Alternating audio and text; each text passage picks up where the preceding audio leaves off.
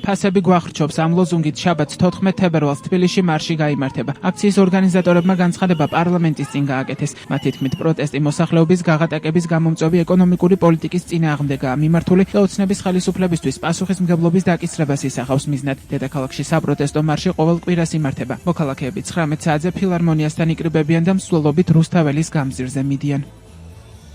მე ვარ 2 შვილის დედა და ჩვენი ყოველდღიურობიდან გამომდინარე მინდა გითხრათ. დედებო და მამებო, ბებიებო და ბაბუებო, მოგმართავთ ყველას. თუ თქვენც ჩემსავით, რამდენიმე მაღაზიას მოივლით ხოლმე და პროდუქტებს იკყიდულობთ, სადაც იაფია. თუ თქვენც ჩემსავით, ელოდებით ფასდაკლებას და მაღაზიაში შესული აკვირდებით პროდუქტზე ყვითელ ფასებს, სადაც ფასდაკლებული ფასი აწერია.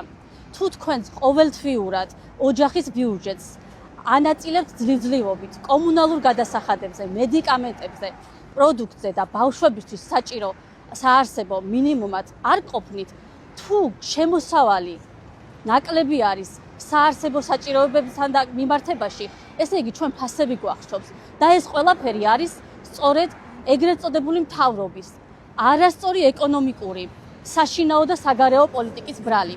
ვისაც არ გსურს რომ წავიდეთ იძულებით ემიგრაციაში, ჩვენი ოჯახების გადასარჩენად, აქ და ახლა უნდა ვიმოქმედოთ.